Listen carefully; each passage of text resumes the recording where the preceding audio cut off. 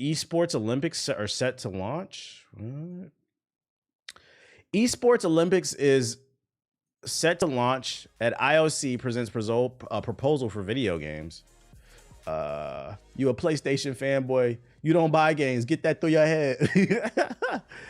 The first Olympic esports games are set to be added soon to the portfolio of events as it seeks to attract and retain young audiences.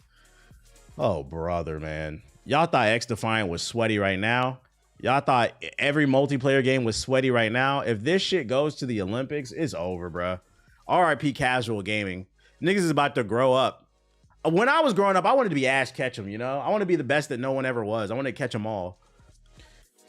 If I just practice 27 hours out of the day in Fortnite in build mode, I too could represent the United States. Oh, brother. The International Olympic Committee said Friday it will ask members to approve a proposal to create a video game Olympics when they meet. Wait. An event? Like an actual just video game competition inside the Olympics, or a separate video game Olympics? Am I reading that correctly? Proposal to create a video game Olympics when they meet next month in Paris on the eve of the Summer Games. The Olympic body said it was in advanced discussions with a potential host that should be announced soon after July 23rd to the 24th. So wait, this is a whole Olympics then. So we're going to have the Summer Games, the Winter Games, and the Gamer Games. That's fucking funny. The Gamer, like, what do you call it the Gamer Games? Like, what do you call it? The Spring Games? The E-Olympics, the IOC is taking a major step forward in keeping up with the pace of the digital revolution, its president said. The esports Olympics will build on the IOC-backed week of video game competitions held last year in Singapore. It was a mix of physical simulations of Olympic sports and traditional video games. The IOC said 75% of viewers engaging with Singapore's events were between the ages of 13 and 34. The new project is another win inside of the Olympic circles for the French official David Lapriette, who's increasingly seen as being president, the potential IOC leadership candidate. The president of cycling governing body was given the esports brief by Batch several years ago. Last year, he also elected to lead France's Olympic body and steered a French outbid to the surprise preferred bid to the IOC host in the 2030 Winter Games. Batch said on Friday it was a no-brainer and they would stay involved in the esports Olympic project. Seeking to reassure Olympic sports which do not have an esports presence, Batch said the video game event would have a financial model separate from the current sharing revenue from the Summer Games and Winter Games. So they're probably going to charge you microtransactions to watch it. We're not entering into a financial adventures which would put their subventions at risk, referring to the sports, blah, blah, blah, blah, blah. I got to save this one. I actually missed this one. Good article. Because we're doing a podcast tomorrow. I might have to throw this one in there. I'm going to save that for the notes. So, all right. So the question becomes, because this is still like in the works, but it sounds like they're moving along. If, what the fuck? If this does get past the Olympics, the video game Olympics, what games do y'all think there should be and how many games? How many games and what games do you think should be played? Let's talk about it. I feel like League of Legends is a given. We got to do some fighting. Street Fighter got to be in there. Street Fighter got to be in there. Maybe like one multiplayer game from like every major genre. So you could do like Street Fighter for fighting because that's the biggest. For MOBAs, you could do League.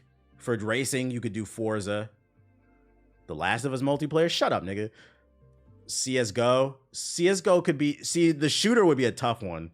For shooters, you could do CSGO. You could do... Call of Duty wouldn't win. You could do Valorant. XDefiant's not in there. Fight Night. I don't know about all that. Ooh, a Gamer Words competition. A racial slurs throw. Nah, Battlefield. I don't think that would go in there. Smash. Nick All-Stars. All right, bro. Gran Turismo could go. Dota 2. That would be interesting. Shit. For oh my god, I spilled water on myself. Fuck. For shits and giggles, let's talk about it. Let's go ahead and let's do a document out. Let's see. For shits and giggles. I'll entertain this for a moment. Let's turn this into a video. I'll turn this into a let's entertain this for a moment. All right, we're gonna do, let's see, fighting, racing, shooter. What other genres? Sports. Can you do RPG? No, you can't do RPG, can you? I don't think Madden would be a competitive sport. You got to keep in mind that the Olympics is like, yeah, y'all niggas. I spotted the American in the chat. I don't think Madden would be in it just because the Olympics is a global sport. The Olympics is a global event that is designed to promote peace. So if the whole globe is participating in it, the sports game would most likely be FIFA, not Madden. Strategy. I guess, yeah, you could put like league in there. He says speed running. Speed running. I'm trying to like what are all major video game genres? I'm trying to make sure I'm not forgetting anything. All right, adventure, role play, puzzle, action, adventure. I feel like those are the genres that you can be competitive in, because I don't know what RPG you would be competitive in. I mean, Elden Ring has the Colosseum, maybe. Tetris. Chess could be in there. You could do a chess video game, I guess. Destiny. Minecraft. How you gonna do creative Minecraft? All right. You said Elden Ring PvP. All right, what would you nominate for fighting? I'm gonna go ahead and throw Street Fighter in there. Let me just put SF6. Street Fighter. What would come after? Potential. Mortal Kombat's not in the conversation. I'll throw Smash in there. We'll throw Tekken in there. Tracking 8. We'll throw Tracking 8 in there. That's 3 good ones. 5 max. Is there any more? Soul Calibur? Nah. Brawlhalla? Nah. Uno. Nigga, what? Guilty Gear? That's a reach, I feel like, but it's in the conversation. King of Fighters is a hell of a reach. Because you know what? Because I'm gonna throw a wild card in there. It's not out yet, but I do feel like it's gonna be big. We're gonna throw Project L in there because it's gonna be free to play. By the time this Olympics happens, like, it could be a thing. I'm gonna throw that in there for shits and giggles. Moving on. All right, Def Jam. Shut the fuck up, bro. Let's see, racing. Multiverses. No, just no. Racing, just go ahead and throw 4s in there. Gran Turismo. Is there any other racing games I need to be aware of? Mario Kart. Hey yo, I would watch Mario Kart. I'd watch it. That would be fun. Mario Kart 8 competitive. That shit would be funny. Oh shit. F1? There's an F1 racing game? Racing. That'd be hilarious. That'd be fucking hilarious. Assetto Corsa. I know that one. Is that game popular? I'm not in tune with it. Is it popular? The Crew. The servers don't work. Yes, made by EA. Need for Speed. Oh yeah, there is a Need for Speed. That's good right there. That's good. That's good. This is the tough one right here. Shooters. Give me some shooters. Give me some shooters. Let's entertain this. So I'm gonna throw Valorant. I don't like it, but I'm gonna throw it in there. CS:GO. R6. Oh, how did I forget about that? Yeah, Rainbow's got to go in there. Rainbow Six Siege. Not X Defiant. Yeah, not X Defiant. Would COD go in there? I don't know. No. Apex. Is Apex competitive still popping? Halo's not in the competitive. Halo's not in the conversation. Oh yeah, you know what? Fortnite. Yeah, Fortnite is in the conversation. Halo is not. Halo. They're about to shut down the damn servers. Body cam. Nigga, no. Nigga, no. No. I'll throw COD in there as the last one. Marvel Rivals in the future. Yeah, see, yeah, you could throw Marvel Rivals and Overwatch in. I don't know if Overwatch would pick. Sports. Like I said, I feel like the default for sports would be FIFA, but we'll entertain this. Concord. All right, buddy. Although what's that shit called? It's not even called FIFA anymore. What is it called now? FC Sports or some shit? What is it called? FIFA name change game. It's called EAFC. Shit, lame as hell, bro. That shit don't roll off the tongue. EAFC 2024, whatever. GTA Golf. No Mortal Kombat. No.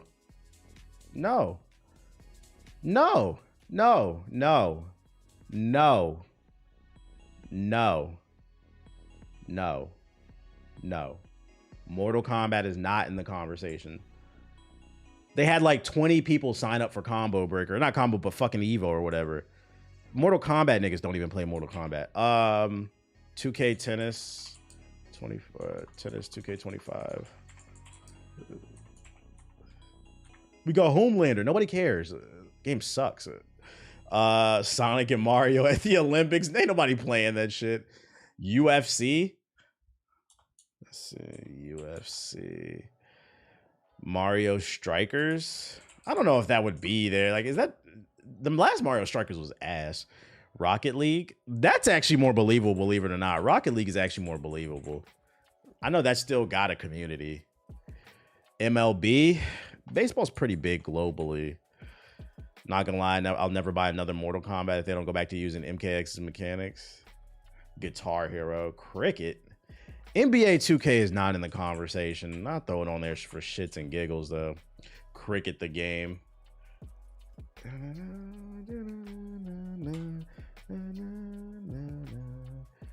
All right, strategy. League of Legends is what comes off the top of my head.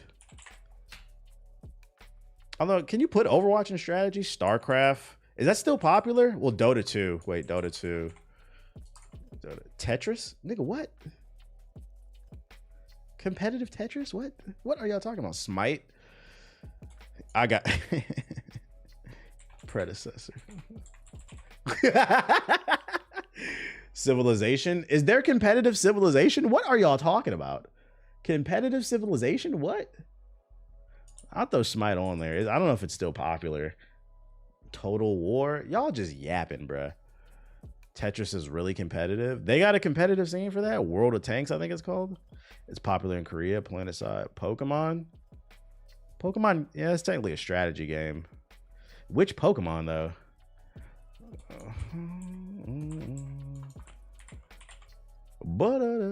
Farming Simulator. Y'all just fucking yapping. I think that's a good list. I'm not putting no damn. Oh yeah, Pokemon Unite. You could put that on there. But you could put Pokemon as a whole because it is a strategy game. Technically, it's a turn-based strategy game with multiplayer. All right, so out of the fighting, I would pick Street Fighter. If they were to pick another one, what would be the second fighting game? If they were to pick another one, what would y'all pick out of this list? Tekken 8, Tracking 8. Y'all want to see competitive tracking? Tekken, Melty Blood. You're just being different. All right, most of y'all are saying Tracking 8. Most of y'all are saying Tracking 8. All right, so Street Fighter and Tekken out of that. For racing, I'm not gonna lie. For racing, I'd want to see Forza and Mario Kart. I just feel like it's got to be fun. I feel like if you're gonna do competitive gaming, it can't be all super serious. I feel like Mario Kart would bring like a good energy. You said Mickey 8. Hey, we shooting tonight, Siggy? I'm almost done. What would y'all want to see? Burnout, nigga. Ain't nobody competitive crashing cars. Mario Kart would be must watch. Yeah, I'm not gonna lie. I would probably live stream Mario Kart, like reactions to competitive Mario Kart. That would be fucking funny. Mario Kart Sweats would go crazy. Like somebody getting a hit with a blue shell that's about to win the race on the world stage. Somebody like and then they speak a language you don't even fucking understand, but you know they're cussing. Oh shit. New Mickey Mouse Racing would be legit after these runs I've been saying. I don't know if you saw, we talking about, I'm making a list, Siggy. An article came out that there's a possibility that esports Olympics is coming. So we would have the summer, the winter, and the esports Olympics. So I was trying to come up with like games and for like different genres that they could be competitive. Shooters though, shooters. Mario Kart would start World War III. It's not funny, but it is. Like imagine America, Russia, China, and like Britain, France, like say, imagine like two, what do they call themselves? BRICS? Imagine two BRICS countries and two NATO countries. Yeah, America and Japan versus China and Russia in a Mario Kart's final. And fucking Russia is in first place and an American hits them with a blue shell. That nigga Putin. Well, no. This is supposed to promote peace. This is supposed to promote peace. Why did you do? You get a call from Joe Biden. Why did you do that? Trying to go find some way to cheat. Yo, chill. Yeah, send the nukes, bro. Send the nukes, man. This shit is fucking crazy. Let me stop making jokes about that. Shooter. I feel like what would get picked is Valorant and probably Overwatch or COD, but I don't want to watch any of that. I'd rather watch Rainbow. I'd rather watch competitive Rainbow. I'd rather watch competitive Fortnite. I'm going to be honest. And I don't even like Fortnite. If you want to throw Apex on the list, it's full of fucking hackers. If we throw Apex on the list, I'd rather watch Apex. I just don't see that being picked because I don't know if it's popular enough. And I'm a fan of Marvel Rivals, but this is too new, so I don't know if that'll happen. But like this one, like there's so many good shooters. Like this one's up. This one, like anybody can win this one. Apex players use Zins. World War III starts over a banana peel. Oh shit! It would be COD if it's set up with Black Ops during the desert. If Black Ops is fire, it could be COD. It could be COD. But this one, there's a lot to pick from there. I'm not gonna lie, I don't want to watch competitive Valorant. That shit just standing in a corner is boring. I think COD just wins by default. Is COD big globally? I'm kind of ignorant on that. Is Call of Duty big globally, or is it just big in the West? Because like it's possible it could just be big in the West because the West has a lot of buying power. Is COD big globally? I'm kind of ignorant on that. I don't know. Yeah, it's big globally. Okay. Then COD could get picked in as long as it's big globally. Because I feel like the nigga in the chat that was talking about sports, he said Madden should be played. No, Madden is not even in the conversation for sports games in the Olympics. This is a global thing. So for sports, I feel like the default what's going to be there is FIFA, EA FC, or whatever soccer game. The second one, if there is a second one, I'd probably want to watch either UFC or probably 2K. Rocket League would be fun to watch competitively. Rocket League would be fun to watch. But FIFA would definitely be that's a given. The same way I think it's a given for Street Fighter and fighting. Rocket League is definitely going to be there. It's huge. I know it's not related, but we were talking about allegedly Pharrell dissed Drake on Despicable Me 4 soundtrack song. He did? What'd he say? And then strategy, without a doubt, it's League of Legends is getting picked. After that, any of these can get picked. Dota's too similar to League, I feel like. Even though League is a spawn child of Dota, I know, but it's too similar and League's more popular. So like, honestly, if they picked another one, I'd rather watch Pokemon Unite or Smite or even Predecessor. No StarCraft? Oh, my fault. Yeah. I've watched competitive StarCraft. I'm not into it. I wouldn't want to watch it. But if y'all like it, competitive Uno. NBA 2K would be hit because Caitlin Clark's on the cover. So that's what we got. That's what we got. Interesting. I wonder what would be the recruiting process for getting players into an Olympic team, right? Because there's so many different leagues. There's so many different esports teams. What's the, like, there's a process if you want to become an Olympian. If you want to become a sprinter, you go to like certain trials, or a swimmer.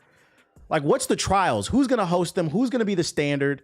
Who defines who's going to represent America in Rainbow Six Siege? And then also, if you bring home a gold medal in esports Olympics, do you get the same respect as the summer and winter games? Like, will you get the same respect as like a Gabby Douglas? You see what I'm saying? Or Michael Phelps, or Usain Bolt? He said no. And then also for the fellas, like, are you getting hoes? Like, that nigga just won the Call of Duty World Champion at the Olympics. I'm about to slap him up. Like, are the hoes gonna be on the esports niggas, bro? Nerdy hoes? They stink. That's what I'm trying to figure out, bro. That's what I'm trying to. You said you might be on. Oh. If anybody from the Olympic committee sees this too, because I'd imagine they're probably ignorant to the gaming space. Y'all need to bring me on as a consultant. We need to test the players. Every player from every team in every country needs to be tested for Adderall, Coke, and any other type of drug that can boost your reflexes. But for damn sure, Adderall. We need dope testing. I know it sounds goofy, but that's why these niggas be cracked out, because they're literally cracked out. G Fuel banned. We got to ban G Fuel. You are not allowed to. Oh, Ozempic. What does that have to do with anything? What? You are not allowed to show up off of more than 200 milligrams of caffeine. That shit would be so funny. That shit would be so funny. Paul Smith from the United States team was banned from the Rainbow Six Siege professional tournament at the Olympics because they just tested him and they found 350 milligrams of caffeine. They said no more than 2 scoops of G Fuel. He used 4. He cannot participate in this year's tournament. That nigga show up with fucking handcuffs behind his back and shit, lights flashing in his face. Paul, do you have anything to say for being a disgrace to the United States? I was up all last night, did a 12-hour shift. I was feeling a little tired. I just feel like I needed a little boost. And the time zone change. I'm sorry I let my country down. I'm sorry, Joe Biden. Don't worry, Paul. That nigga's not awake. He didn't see. Your red eyes. Oh, shit. That should be funny. Hit me up. Olympic Committee. Hit me up. I got y'all. I know what the fuck going on. No ashwagandha. That's an unfair advantage. Yo, you're just yapping. Ashwagandha? We might as well go all the way. Yeah. You better not be off no blue chews during the tournament. Why the fuck would a nigga pop a blue chew before an Apex tournament? Dick just be all hard. What are you talking about? What other news I got for y'all? 19 things we learned about Dragon Age. Y'all just yapping. No CMOS. What's the 19 things you learned? Did you spell it out? Come on. Okay, here we go. The ability wheel is a bit more limited this time around. That was one thing that was cool. The Veilguard is using an ability wheel similar to Mass Effect, but it doesn't sound like you'll be able to use every spell or ability in your arsenal from this. Instead, you have to assign a loadout of 3 abilities per character in the party and decide what moves you want to bring with you in the field. This is similar to Mass Effect Andromeda, which lets you learn every ability in the game, but we're limited to 3 at a time unless you swapped out your loadout. I like the combat in Andromeda. It was one of the few redeeming things. Ocho said he used to pop half of a Viagra to help him. That's weird. Imagine getting dogpiled by him. What I like about it is there's a kind of an emergent gameplay depending on who and your companions are coming into the mission. The reason for this is that it actually creates a really interesting balance of strategizing about your combat kit before the mission, then the tactical decisions once you're in the field and the combat deciding what to do. Other ability wheel inputs will include, I just hope that there's a, because one thing I did like about Andromeda is you did only have 3 abilities, but they had a nice quality of life thing where you could have multiple setups. I think you could have like 3 or 4 setups, so you could swap between them like really quickly. Don't limit us too much, you know? Let us have different setups. So if we run into like a tech type enemy, you got abilities to deal with tech. If you're dealing with organics, you have like, you know, I'm speaking of Mass Effect. Y'all know, y'all know what I'm talking about. Y'all know what I'm talking about. I'm still laughing at the G Fuel ban. Fucking a nigga get tested. You're banned. We found 400 milligrams of caffeine in your system. You took too much G Fuel before the match. It wasn't G Fuel, it was a gamer subs. It doesn't matter. The rules say, and then it becomes like a whole scandal. He sues the Olympic Committee. You said we can't sip G Fuel. I had gamer subs. I had advanced GG. It's different. I've been seeing a lot of Dragon Age fans hating on this. Yeah, it's because they're doing something different. They're kind of streamlining the game. I like it. I'm not going to judge it too hardcore until I play it for myself. But I'm going to be honest, I don't care what the nerds think. If you like it, play it. It's definitely gonna split the community. BioWare talked about accessibility features. One fan asked if BioWare would be including accessibility features in Veilguard to help players who need those to play the game. The question specifically mentioned, I do want to assure you that we spent a lot of time thinking about this topic so you can play the game in a way that really works for you. I'm excited to share more with you when the time is right. So they didn't really have any answers for this. I'm excited. It looked fun to me. It takes place 10 years after Inquisition. I saw that they're going to allow you to make choices if you don't have a save file. You can make choices that carry over from Inquisition before you play the game. You'll be able to customize your party's outfits. I would hope so. The team is not focused on DLC at the time. That's what we like to hear. Most of BioWare's recent games, with the unfortunate exception of Mass Effect Andromeda, have had major story DLCs. The team's entire focus is on the main Veilguard game and didn't confirm or deny if the team would work on DLC after launch. She did, however, reiterate that it won't have any microtransactions, battle passes, or online requirements.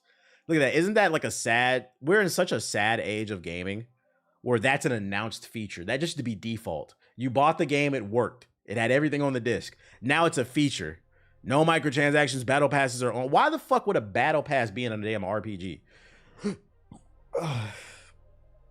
There will be transmog. Ooh-wee.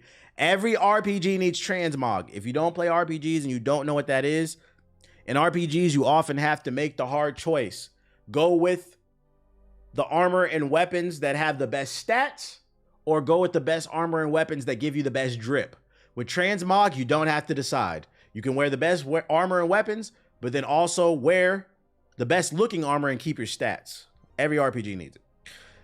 There won't be any asexual characters this time around. I don't know what that means, but okay. Blood Mage will not be a specialization for Rook. Okay, whatever. Even Sims have a sort of battle pass now. That's crazy. There will be no dog this time. No pups. BioWare will show the character creator before launch. We'd love to see that. Rook's last name will be defined by their faction. There will be a collector's edition. Ooh, we'll keep our eye on that. Tavern songs are back. One of the coolest world building bits in Inquisition was tavern songs performed by bards in the Skullhold. So the world will feel alive. A whole lot of singing. Your party members can leave if you piss them off, but they might come back. Damn, they gotta spin the block ass bitch. If Rook dies, the game's over. In previous Dragon Age games, you'd shift control from one character to another if they died in combat. In the Veilguard, you'll have to reload a save if the Rook dies. That's because you don't get direct control of your companions this time around.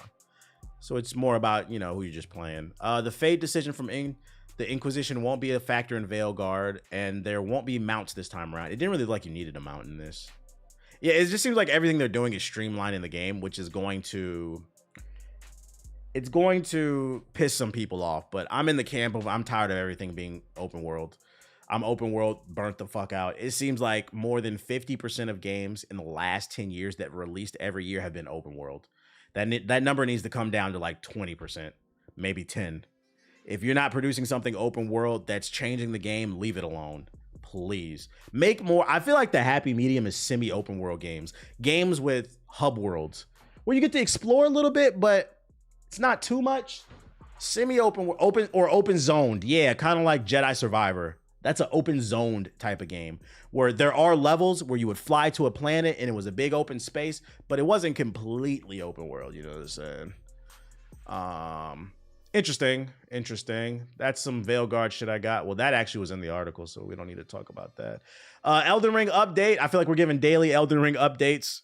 We're almost there. We're 1 week away, Friday. We're exactly 7 days away from Shadow of the Erdtree.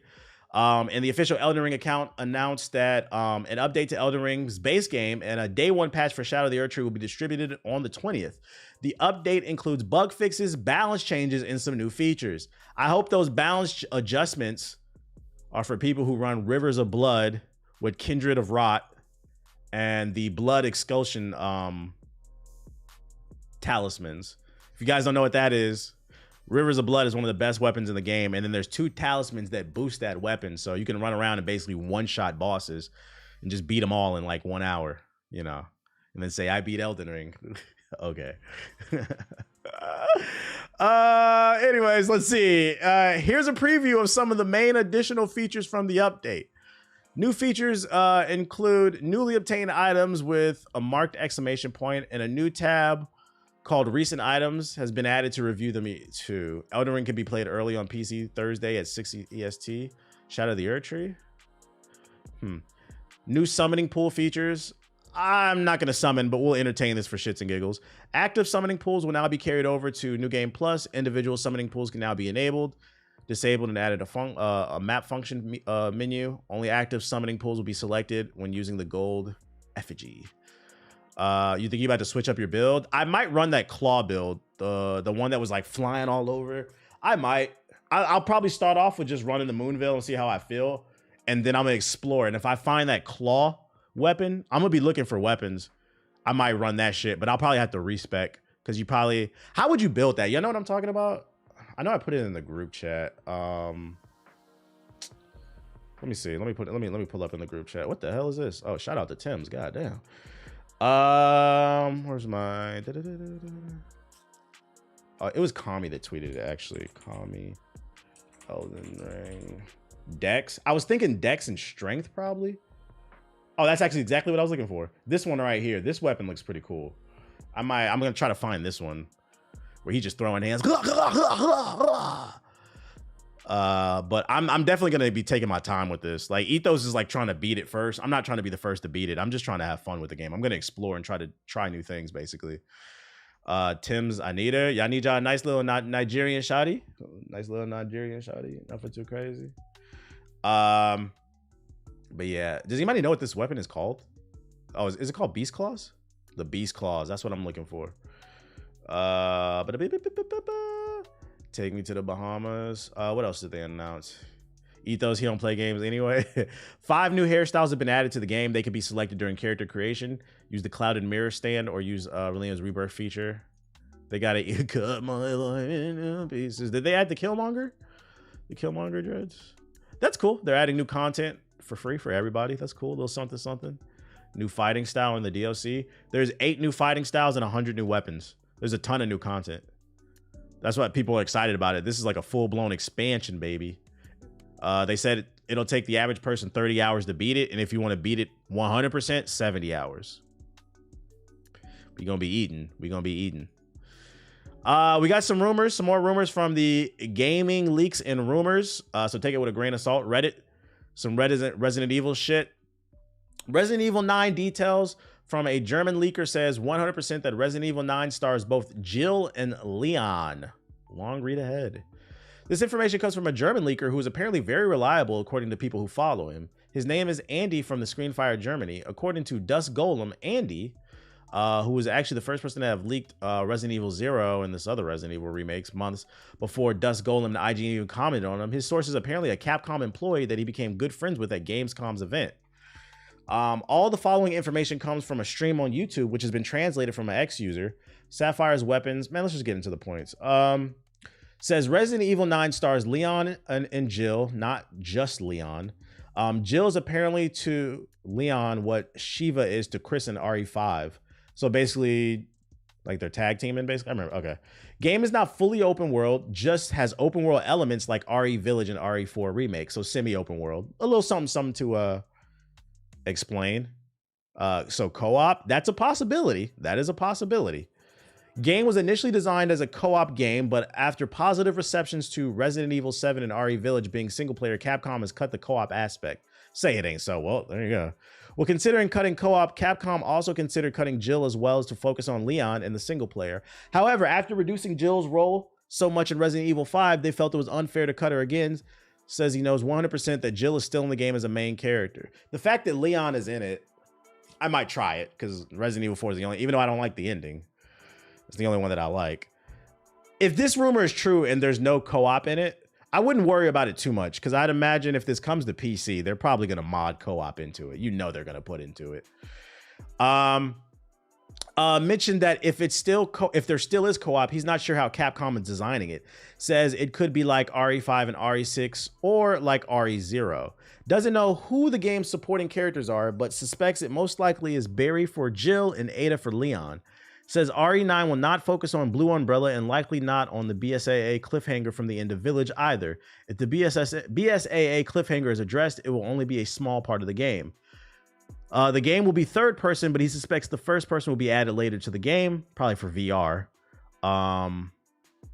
I think the enemies are zombies, but they'll be faster and likely more aggressive since the slow, lumbering zombies wouldn't be a threat to Jill or Leon anymore. He also has provided some interesting information regarding the franchise as a whole. He said the only characters who are safe from death are Chris, Jill, Leon, and Claire. Anybody else, including Barry, Rebecca, and even Ada, could be killed off if the story calls for it. He suspects that could be part of the reason why Barry might appear in RE9. Due to his age, his window of being used is limited, so it's possible Capcom may want to give him one final appearance before closing off his story. RE5 Remake was in pre-production but was ultimately shelved, not canceled, until Capcom could figure out how to handle the racism controversy. Yeah. It was always weird to me how in every other Resident Evil game you kill zombies, but in Resident Evil 5 you go to Africa and kill a bunch of niggas. That was always weird to me. You got some explaining to do. But anyways, Says that Capcom could put out a call for our Resident Evil 6 remake, but nobody had any interest in the project, so it was canceled and they would likely never happen. Also mentioned that each team and director isn't bound by the story or cliffhangers that came in a previous game. They can tell whatever story they want and use the characters they want. This is why there are so many unsolved cliffhangers and characters reduced to be never seen again. Zombie niggas. Resident Evil 5 was a good game, though. I've heard mixed things about it. I've only played it for like one mission, so like I don't have a strong opinion about it. Like, yeah, I'm not a big Resident Evil fan. They were zombie niggas though. Also, they said seeing these newly introduced characters like Shiva and Helena, he mentioned, are unlikely to ever make an appearance again. He also says that he tries to be transparent with what he knows and doesn't know in regard to leaking. So there you go. There's the information. Take it all with a grain of salt. Don't get too excited. Don't get too down. Co-op could be a thing in this. It could be not. This is all coming from a random leaker that I've never heard of, but you know, just to create conversation for shits and giggles. And also remember where you heard it first if it does come out to be true. Just makes for fun conversation. Any horror games that scare you? Dead Space 1 and 2. That's about it. But yeah, that's what I got for you. That's what I got for you on that. And then last but not least, before we hop on some X Defiant, this isn't gaming related, but I was scrolling on TikTok and I thought this was funny, so I thought I'd bring it up. Just some Cleveland slander.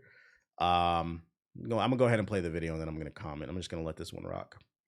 I don't know much about life in Cleveland, Ohio, but what I do know is the owner of this house was trying to keep someone out or something. It is 3 bedrooms, 1.5 bathrooms, not 2, they lied, and it's 1,888 square feet. Let's go inside. Walking into the front door and you're immediately greeted to the large open family room, dining room combination. Yes, there is the grayscale going on in here, but I want you to take note before we move into the kitchen of the open windows and the door. And in this kitchen, the energy starts to change. As you can see, the kitchen is very open. They tried to add some color with the blue cabinets, but then you notice the bars on the window. And then you see the door, the double barricaded door. What is going on back here? And it's only back here that's like this. You saw the front of that. I'll tell you what's going on. I'll tell you why there's double barricaded doors and iron barred windows inside of these Cleveland homes. It's because a lot of people don't know. So for those of you who don't know, there's a Mexican folktale known as the Chupacabra. And correct me if I'm wrong if there's any Mexicans in the chat. From what I remember, the Chupacabra was a monster, a werewolf like type of beast that used to only come out at night in Mexico and would like kill people's livestock, like the animals they would keep on their farms, destroy the crops and stuff like that. A lot of people, what they don't know is they think that happened in Mexico. No. That didn't happen in Tijuana. That didn't happen in Cancun. Where that actually happened is in Cleveland. So at night, what happens in Cleveland? Has anybody ever played what's the parkour game with the zombies? What's the parkour game with the zombies? What's that shit called? Parkour zombie game. Dying Light. There we go. Thank you, chat.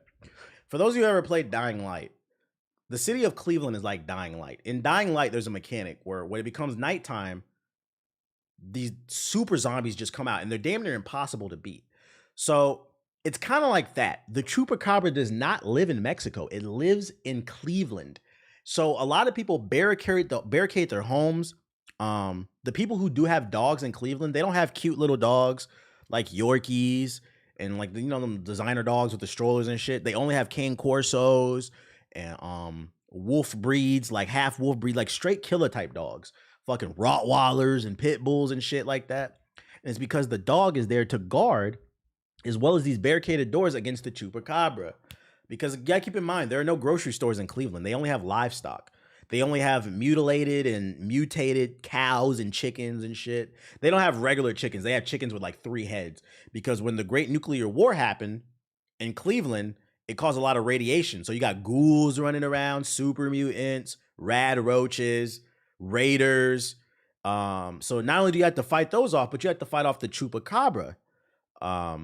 Because the thing about the Chupacabra is the Chupacabra does do its work in Mexico, but it does, like, you know how the birds fly south for vacation? The Chupacabra is the opposite. The Chupacabra goes north for vacation. So half the year it spends the year in Mexico, and then when things start to get weird, it goes up north, it goes to Cleveland, knocks on your door, tries to eat your livestock, tries to tear up your house. So like a lot of people have to barricade. They have shotguns and shit like that. Look it up. It's you have to go to the library. A lot of y'all niggas don't go to the library. It's in the library. If you look it up, read the books, ask your local librarian. If you don't have a library card, get one. Start researching the history of Cleveland, because this is the reason why people are doing that. If you guys don't know, super mutants. This is the type of stuff they fight. Super mutants, Fallout. Yeah, they fight chupacabras and super mutants. This is what they fight in the city of Cleveland. It's just very powerful enemies. The Chupa Cleveland. That's what we call it, the Chupa Cleveland. So yeah, I just wanted to put y'all into a little history because a lot of people are really ignorant. First of all, it's not a Mexican folktale. It's a real thing, but like a lot of people don't know, the Chupacabra doesn't just fight its battles in Mexico. They fight them in Cleveland. And with that being said, Siggy, let's get on the game. I'm glad that y'all can listen to my story. Y'all can listen to my truth. What about the Cleveland women? Cleveland women look like Krogans. You know what a Krogan is from Mass Effect? Say female Krogan. There you go, right there. That's what Cleveland. All the years of radiation, drinking poison water. The bitches in Cleveland look like Rex Erdnot. If you don't know who that is, let me see. Rex Erdnot. Said bad bitch alert. Y'all think I'm playing? They all look like this. They wear big bulking armor and they carry shotguns. Just nasty gremlin assholes, bro. You are bound to get an STD. When you fuck a Cleveland chick, you can't take her down. She takes down you. Real rap. Let's get on the game. You said Krogans with baby hairs. That's fucking funny, bro. Krogans with baby hair. That's fucking